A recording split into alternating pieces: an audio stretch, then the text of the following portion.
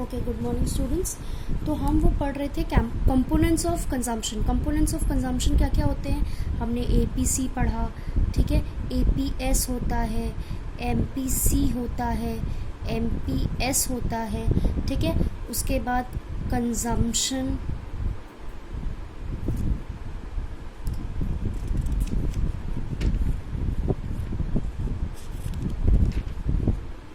हाँ बस आपकी बुक में, यस आपकी बुक में कंजम्पशन फंक्शन गिवन है। उसके बाद आपका होता है सेविंग फंक्शन, ठीक है। एक डाउट आया था जो मैंने आपको वीडियो भेज के कल बताया भी था। वो डाउट ये था, देखो मैं अपने ग्राफ क्लियर कर दूं। ये आपका y होता है is equals to aggregate supply, y zero, income zero से शुरू होती है, ठीक है। उसके बाद अच्छा एग्रीगेट डिमांड क्या होता है? C प्लस आई। ये कहाँ से आया? ये भी मैंने बताया था, क्योंकि एग्रीगेट डिमांड किसके इक्वल होता है? एग्रीगेट एक्सपेंडिचर के इक्वल होता है, ठीक है। तो एग्रीगेट डिमांड का अगर मुझे कर्व डिराइव करना है, मुझे अगर एग्रीगेट डिमांड का कर्व बनाना है, तो मुझे कंजम्पशन और इन्वेस्टमेंट दोनों देने होंगे। मैंने एक अजम्पशन बताया था कीन्स का कि इन्वेस्टमेंट क्या रहेगा? कांस्टेंट, ठीक है। इन्वेस्टमेंट क्या रहेगा? कांस्टेंट रहेगा, क्योंकि हम ये मान के चलते हैं कि प्रोड्यूसर जो है वो हर इनकम के इंक्रीज के साथ अपनी डिमांड इन्वेस्टमेंट के लिए चेंज नहीं करेगा, ठीक है। हर इनकम के इंक्रीज के साथ, मतलब ऐसा ज़रूरी थोड़ी है कि उसकी हर मंथ इनकम इंक्रीज हो रही है, हर मंथ प्रॉफिट इंक्रीज हो रहा है तो वो हर मंथ टेक्नोलॉजी या हर मंथ अपनी इन्वेस्टमेंट को इंक्रीज करता जा रहा है। अगर वो हर मंथ अपनी इन्वेस्टमेंट को इंक्रीज करता जाएगा तो वो खुद क्या कंज्यूम करेगा? Getting my point. इसीलिए हम इन्वेस्टमेंट को क्या कांस्टेंट लेके चलते हैं। तो देखो फॉर एग्जांपल यहाँ पे 10 मार्क किया, ये मेरा आई हो गया, ये मेरा कंजम्पशन हो गया, ठीक है। और एग्रीगेट डिमांड C प्लस आई होता है, तो आई आपका 10 है, C आपका 10 है, ठीक है। तो आपका एग्रीगेट डिमांड कितना हुआ? 10 प्लस 10 20। तो मान लो यहाँ पर 20 है, तो यहाँ से मेरा एग्रीगेट डिमांड शुरू होगा। ये एग्रीगेट डिमांड कब हुआ? C plus I. Getting my point. और ये जो पॉइंट है E, ये हुआ आपका ब्रेक इवन पॉइंट,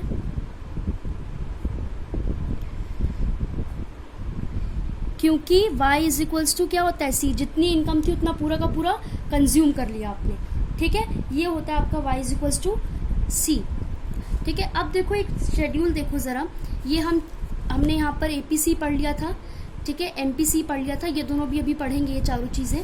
पहले एक शेड्यूल देखो, इनकम, ठीक है। इनकम कैसे निकलती है? मेरे पास 100 रुपए थे, मैंने 80 रुपए बीइंग द कंज्यूमर 80 रुपए मैंने कंज्यूम कर लिए और 20 रुपए मैंने सेव कर लिए, ठीक है।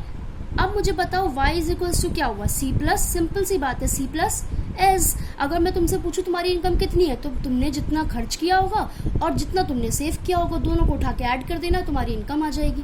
Getting my point. तो ये y is equals to C plus S. Clear हुआ ये, ठीक है। अब आते हैं, देखो हमने APC पढ़ा था, MPC पढ़ा था, अब आते हैं APS पे, ठीक है। देखो तुम्हारे पास मैंने एग्जांपल दिया था इनकम का 0, फिर मैंने 50 बोला था, फिर मैंने यहाँ पे 100 और 150 ये एग्जांपल लिया था। ये आपका मैंने रखा था 20, हाँ 20, फिर ये 60 रखा था, ये 100 और ये 140, ठीक है। अब मुझे बताओ अगर आपको सेविंग निकालनी है तो निकल जाएगी। अच्छा ये भी एक और चीज़ याद करा देती हूँ, जीरो लेवल ऑफ इनकम पे अगर कंजम्पशन है तो उसको हम क्या बोलते हैं? ऑटोनॉमस कंजम्पशन, ठीक है। ज़रा ग्राफिकली उसको प्रेजेंट कर देते हैं। देखो जीरो लेवल ऑफ इनकम पे कितनी कंजम्पशन है? 10। जीरो लेवल ऑफ इनकम पे कितनी कंजम्पशन है? 10। तो ये जो पोर्शन होता है ना आपका, ये वाला, ये पोर्शन क्या कहलाता है? ऑटोनॉमस कंजम्पशन, ठीक है। ये वाला पोर्शन, क्योंकि ये जीरो लेवल पे है, फिर तो इनकम बढ़ती जाएगी, कंजम्पशन बढ़ता जाएगा, वो अलग चीज़ है, ठीक है। क्लियर हुआ? अब देखो अगर तुम्हें y दिया है, तुम्हें C दिया है, तो तुम सेविंग निकाल लोगे। जीरो लेवल ऑफ इनकम पे ये तो ऑटोनॉमस कंजम्पशन हुआ, और ये इनकम आती कहाँ थी? सेविंग से, यहाँ से -20 करो, ठीक है। उसके बाद y is equals to C plus S होता है। अब मुझे y दिया है, मुझे C दिया है, s निकल जाएगा बहुत ईजिली, ठीक है। s बहुत इजीली निकल जाएगा। ये हो गया -10, ये हो गया 0, ये हो गया 10, आ गया s। अब देखो अब आते हैं एवरेज प्रोपेंसिटी टू सेव पर। एवरेज प्रोपेंसिटी टू सेव का मतलब क्या होता है? एवरेज जितना हम सेव कर सकते हैं, मतलब अपनी इनकम का कितना प्रपोर्शन हम सेव करते हैं। क्लियर? तो अब वही फॉर्मूला है, यहाँ पर S अपॉन वाई आ जाता है। इनकम का कितना पोर्शन आप सेव कर रहे हैं, सेम निकाल सकते हैं। अब आते हैं MPS पे, मार्जिनल प्रोपेंसिटी टू सेव, मतलब एडिशनल इनकम का कितना प्रपोर्शन आप सेव कर रहे हैं, कितना प्रपोर्शन आप सेव कर रहे हैं। किसका? एडिशनल इनकम का। एडिशनल इनकम एक बार और याद दिलाती हूँ, 100 रुपये इनकम थी पहले हमारी, फिर हमारी इनकम 200 रुपये हो गई। कितना ऐड हुआ? कितना ऐड हुआ? 100 रुपीज़। तो ये एडिशनल इनकम हुई ना। मैं अब इसकी बात कर रही हूँ, पूरे 200 की बात नहीं कर रही हूँ। मैं ये बात कर रही हूँ कि जो 100 रुपये एक्स्ट्रा मिले हमें, उस 100 रुपये एक्स्ट्रा का मैंने कितना कंजम्पशन किया वो आपका MPC हो जाता है, कितना सेव किया वो आपका MPS हो जाता है। क्लियर? इसका फॉर्मूला होता है change in saving upon change in Y. कैसे निकलता है चेंज? मैंने 11th क्लास में भी सिखाया था, ठीक है। नीचे वाले को ऊपर वाले से माइनस करते जाओ, चेंज ऐसी तो निकलता है। अभी जितनी सेविंग की है और पहले कितनी सेविंग की थी, क्योंकि देखो पहले मेरा इनकम 100 रुपये था, तब मैंने कुछ और सेव किया होगा, फिर मेरा इनकम 150 रुपये हुआ, तो मेरी इनकम में भी चेंज आया। वो भी मुझे ऐसे पता लगेगा कि कितना चेंज आया पहले से और अभी में, और सेविंग में कितना चेंज आया वो भी मुझे माइनस करके ही तो पता लगेगा। सिंपल सी बात है। क्लियर हुआ ये चीज़? ठीक है। अब इसको हम ग्राफिकली ज़रा देखें।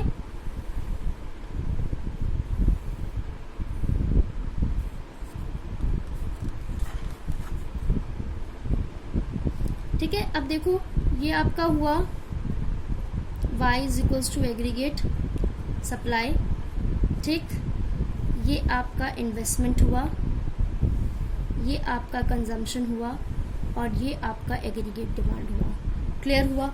अब देखो सेविंग हमेशा हमारी माइनस से शुरू हो रही थी, याद है? -20, -10, उसके बाद 0 हुई, फिर पॉजिटिव हुई। अब देखो मैं ज़रा ये शेड्यूल यहाँ पे बना लूँ एक बार, फिर आपको ज़्यादा अच्छे से समझ आएगा।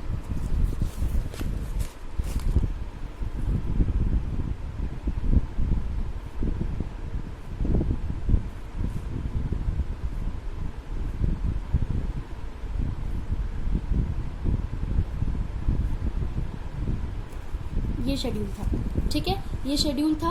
अब देखो ये आपका ब्रेक इवन पॉइंट हुआ। ब्रेक इवन पॉइंट मतलब जहां पर आपका y is equals to C है, मतलब इसी पॉइंट पे मतलब इसी इनकम पे आपका S क्या है? 0। देखो ध्यान से देखना, 100 लेवल ऑफ इनकम पे आपका कंजम्पशन पूरा का पूरा हो गया था, तो इसी पे सेविंग कितनी होगी? 0 होगी। ठीक है, अभी इसको यहीं पे कंट्रोल करना, ठीक है। कौन से लेवल ऑफ इनकम पे सेविंग 0 होगी? 100 लेवल ऑफ इनकम पे, ठीक है। यहाँ पे आपने इनकम ले लिया, यहाँ पे आपने कंजम्पशन एंड सेविंग ले लिया वाई एक्सिस पे, ठीक है। अब देखो सेविंग यहाँ से शुरू हुई। ब्रेक इवन पॉइंट आपका यहाँ पे था जहाँ y is equal to C था, ठीक है। यहीं से डिराइव करके आप इनकम वाली लाइन पे आए, क्योंकि यहीं पर आपकी सेविंग कितनी थी? 0। यहाँ पर आए और उसके बाद आपका 10 आया, ये रहा 10, ये देखो 10 था ना, फिर आपने 10 उसको प्लॉट कर दिया ग्राफ में, ठीक है। तो ये आपका सेविंग कब हो गया? माइनस से शुरू हुआ, -20, -10, 0 एंड देन 10। क्लियर हुआ? अच्छा, ये जरूर ध्यान रखना ग्राफ बनाते टाइम कि जब ब्रेक इवन पॉइंट होता है जहाँ पे y is equal to C होता है, मतलब जितनी इनकम उतना सारा का सारा कंजम्पशन हो चुका है, उतना सारा का सारा इनकम कंज्यूम हो गया, तो सेविंग कितनी हुई? कुछ हुई नहीं सेविंग। भाई देखो y is equal to C plus S होता है, y is equal to C plus S होता है, ठीक है। अब इनकम थी मेरी, मैंने पूरा का पूरा कंजम्पशन कर लिया जितनी इनकम थी, तो सेविंग कितनी हो गई? 0 तो हुई। 100 रुपये अगर इनकम थी मेरी, 100 की 100 मैंने कंजम्पशन में लगा दिया, तो सेविंग कितना किया मैंने? 0 किया। वही चीज़ यहाँ पर बोल रहे हैं, ठीक है। तो वही चीज़ हुई कि, और उस पॉइंट को क्या बोलते हैं जहाँ ग्राफिकली जहाँ पे दोनों लाइन इंटरसेक्ट करती है y और c, उसको वो वाली जगह होती है जहाँ पर जितनी इनकम उतना कंजम्पशन, तो उसी को मैंने डिराइव करके, क्योंकि वहाँ पर सेविंग 0 होती है, तो मतलब अगर ये वाला point y is equals to C का है, तो यहीं पर इसी पॉइंट पे सेविंग कितनी होगी? 0। तो मैंने इसी पॉइंट को यहाँ पे डिराइव किया है। गेटिंग? थोड़ा थोड़ा कुछ आ रहा है, बार बार वीडियो को देखना, आएगा समझ, ठीक है। अब एक चीज़ देखते हैं, ध्यान से देखना।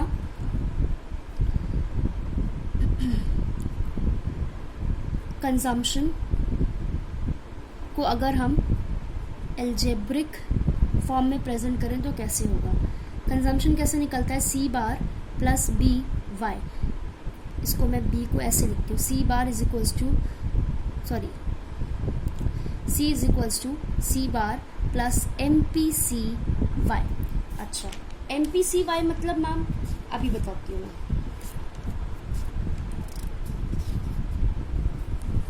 ये वाला डायग्राम याद है आप सबको, ठीक है। अब जरा इस डायग्राम को ध्यान से देखो, एमपीसी क्यों लिया है, मेरा ये तो ऑटोनॉमस कंजम्पशन था, ये 0 लेवल ऑफ इनकम पे मैंने 20 कंज्यूम किया था, ये मेरा ऑटोनॉमस कंजम्पशन था। उसके बाद ऑटोनॉमस कंजम्पशन था, उसके बाद देखो ध्यान से कि यहाँ पर इनकम चेंज हुई तो कंजम्पशन भी चेंज हुई। तो कंजम्पशन जो चेंज कंजम्पशन है, चेंज कंजम्पशन को मैं क्या बोलती हूँ, एमपीसी तो बोलती हूँ।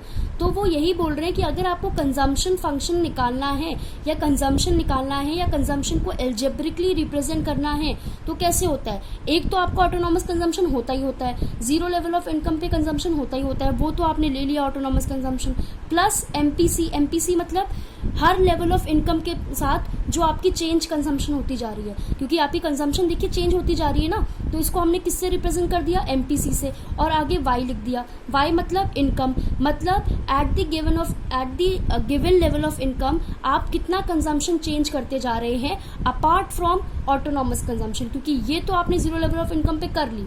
अब प्लस आपने एमपीसी लिखा, क्यों, क्योंकि अब आप गिवन लेवल ऑफ इनकम के साथ क्या चेंज करते जा रहे हैं, कंजम्पशन। तो चेंज कंजम्पशन को आपने क्या रिप्रेजेंट कर दिया, एमपीसी। यही हमने यहाँ पे लिखा है, ठीक है। दोबारा कंजम्पशन सी bar plus MPC Y. MPC क्यों, क्योंकि गिवन लेवल ऑफ इनकम के साथ आपने अपनी कंजम्पशन चेंज करी, तो जो कंजम्पशन चेंज हुई है ना, चेंज्ड कंजम्पशन को मैंने एमपीसी रिप्रेजेंट किया है। क्लियर हो रहा है, एमपीसी रिप्रेजेंट किया है, तो वो एमपीसी आपका कंजम्पशन का चेंज दिखाता है। तो ये आपका एल्जेब्रिकली प्रेजेंट होता है क्या, कंजम्पशन फंक्शन, ठीक है। कंजम्पशन फंक्शन, ये कंजम्पशन फंक्शन है जो एल्जेब्रिकली रिप्रेजेंट होता है। इसको हमने एक अल्फाबेट दिया हुआ है, दैट इज बी। एमपीसी को अल्फाबेट दिया हुआ है बी, ठीक है। आप एमपीसी भी लिख सकते हैं, कोई गलत नहीं होगा वो, ठीक है। आप एमपीसी भी लिख सकते हैं, कुछ भी गलत नहीं है उसमें। क्लियर। अब अगर मैं बोलूं आपको सेविंग फंक्शन निकालना है, ठीक है, इसके लिए हमें थोड़ी चीजें और पढ़नी पड़ेंगी। चलिए और पढ़ते हैं थोड़ी चीजें। देखो, अब मैं एक डेरिवेशन करने जा रही हूं, APC plus APS is equals to 1, ठीक है। APC plus APS is equals to 1। Ma'am ये कैसे होता है, अभी बताती हूँ कैसे होता है। एपीसी का फॉर्मूला लगाओ जरा, इसको डिराइव करने को आता है बोर्ड्स में, बहुत इंपॉर्टेंट है, ध्यान से देख लो कि क्वेश्चन आता है how APC and APS is equals to 1, और हाउ एपीसी ऐसे आता है, how APC and APS are related, ऐसे आता है, ठीक है। तो ये आप ऐसे लिखेंगे कि ऐसे रिलेट करते हैं। इसका फॉर्मूला लगाओ, एलसीएम लो, सी प्लस एस, वाई का क्या होता है, सी प्लस एस होता है, तो मैं सी प्लस एस की जगह क्या लिख सकती हूँ, वाई लिख सकती हूँ, Y upon Y is equals to 1। Proof हो गया, 1 इक्वल्स टू 1 हो गया। That means we can say therefore APC plus APS is equals to 1, ठीक है। अब आते हैं दूसरे पे, MPC plus MPS is equals to 1। Same question आता है how MPC and MPS are related, ठीक है, या फिर ऐसे डायरेक्टली भी पूछ सकते हैं। एमपीसी का फॉर्मूला लगाओ,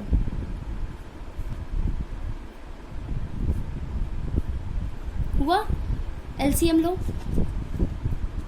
वेट, एलसीएम लो, change in Y, change in C plus change in S is equals to 1। अच्छा, अब मुझे ये देखो जरा, Y is equals to C plus S हुआ, मैं इसको ऐसे लिख सकती हूँ कि अगर मेरी इनकम में चेंज हुआ है तो मेरे कंजम्पशन में भी चेंज आएगा और मेरे सेविंग में भी चेंज आएगा।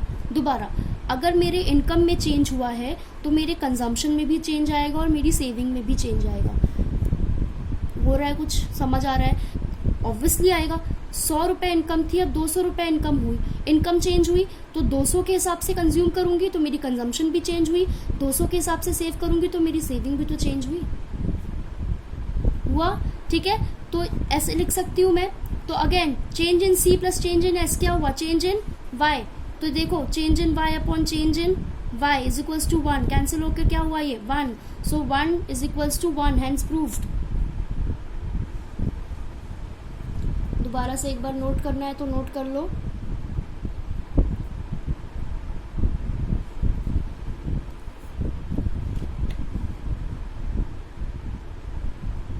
ठीक है, अब आते हैं सेविंग फंक्शन पर।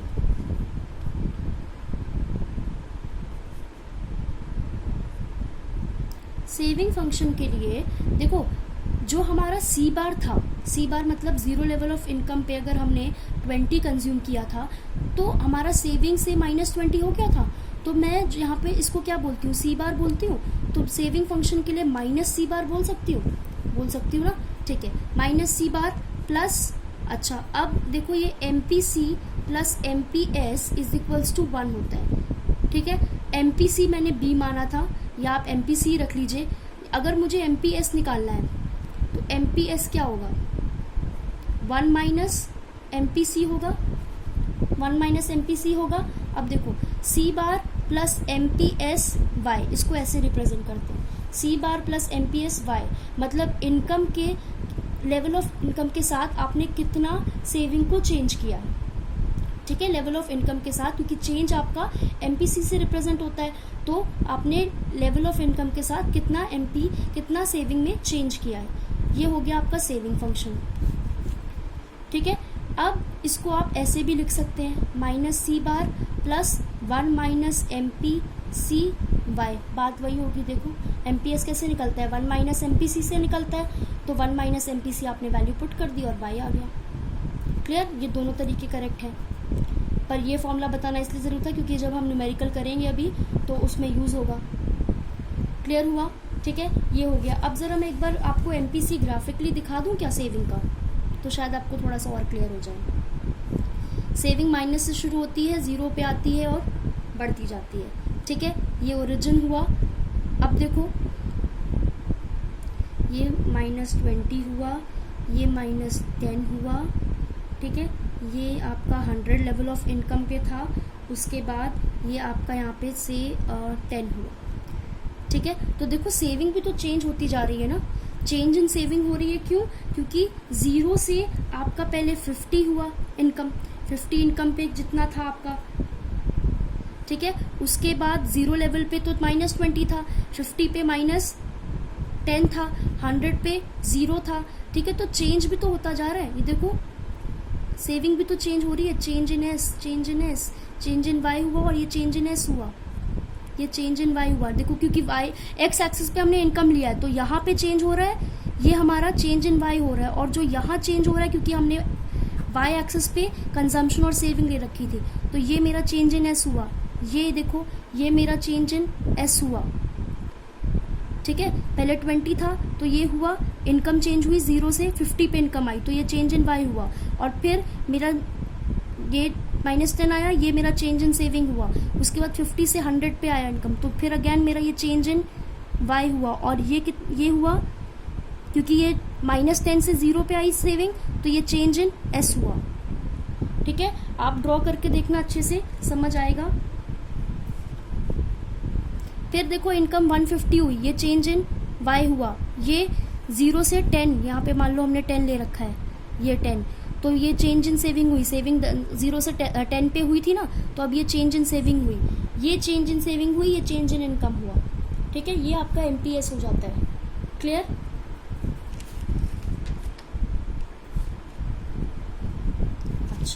अच्छा, अब एक बहुत इम्पोर्टेंट चीज़ है जो पूछी जाती है एग्जाम में, वो ऐसी आती है, derive S function from C function. मतलब S is saving function from consumption function, मतलब आपको सेविंग कर्व को डिराइव करना है फ्रॉम कंजम्पशन कर्व। तो सबसे पहले तो आप ग्राफ बना लीजिए और यहाँ पर लिख दीजिए इनकम, यहाँ पे लिख दीजिए कंजम्पशन, यहाँ पे लिखिए एक्स एक्सिस, यहाँ पे लिखिए वाई एक्सिस, और इनकम को 0 से ले जाइए और कंजम्पशन को से आपने 20 से कंजम्पशन स्टार्ट करिए, कंजम्पशन को स्टार्ट करिए। ये आपका ब्रेक इवन पॉइंट होगा, ये आपका ऑटोनॉमस कंजम्पशन होगा। ठीक है, आपको सेविंग कर्व को डिराइव करना है, तो सेविंग माइनस से शुरू होती है। अब देखना, आप एक में भी बना सकते हैं या आप एक अलग से यहाँ पे ग्राफ ड्रॉ कर सकते हैं जिसमें आप एक्स और वाई लिख सकते हैं, ऐसे यहाँ पे ओरिजिन लगा सकते हैं और यहाँ पे सेविंग को डिराइव कर सकते हैं। देखो, आपको 100 लेवल ऑफ इनकम पे ब्रेक इवन पॉइंट था, 100 लेवल ऑफ इनकम पे ब्रेक इवन पॉइंट था। ब्रेक इवन पॉइंट मतलब y इज इक्वल्स टू सी, यहाँ पे 50 है, यहाँ पे 100 है, यहाँ पर मान लो 150 है। ये इनकम थी हमने जो ली थी एग्जाम्पल में। 100 लेवल ऑफ इनकम पे आपका ब्रेक इवन पॉइंट था। इसी लेवल ऑफ इनकम पे सेविंग कितनी थी? 0। तो जरा इसी लेवल ऑफ इनकम पे डिराइव करके ले जाओ, वेट, डिराइव करके लेते जाओ लेते जाओ लेते जाओ, ये आ गया। मतलब यहाँ पर आपका 0 है। ठीक है, अब मान लो यहाँ पर आपका -20 है, यहाँ पे आपका -10 है, इसको डिराइव करके ले जाइए, ये ऐसे आएगा और फिर उसके बाद मान लीजिए यहाँ पे 10 है। ये आपका सेविंग फंक्शन आपने डिराइव कर दिया। लेकिन ये ध्यान रखिएगा कि जो यहाँ पे ब्रेक इवन पॉइंट आएगा उससे आप डिराइव करके ले जाएंगे, क्योंकि उसी पॉइंट पे यहाँ पर वो आना चाहिए, क्योंकि उसी पॉइंट पे सेविंग क्या होती है? 0 होती है। क्योंकि ब्रेक इवन पॉइंट क्या होता है? y इज इक्वल्स टू सी। तो जितनी इनकम थी उतना कंजम्पशन में लग गया। ठीक है, ग्राफिकली ऐसे रिप्रेजेंट होता है जहाँ पे वो इंटरसेक्ट करते हैं, तो ऐसे रिप्रेजेंट कर दिया, y इज इक्वल्स टू सी हो गया। सेविंग कितनी हुई उसी टाइम पे? 0। तो उसी लेवल ऑफ इनकम पे सेविंग को डिराइव करके ले जाइए जो 0 है, और फिर मार्किंग करके सेविंग कर्व बना दीजिए। ठीक है, एग्रीगेट डिमांड वाला जो चैप्टर आपका मैंने शुरू किया था, that is aggregate demand and it's component. उसके कंपोनेंट्स आपने सारे पढ़ लिए, ये कंपोनेंट्स थे उसके।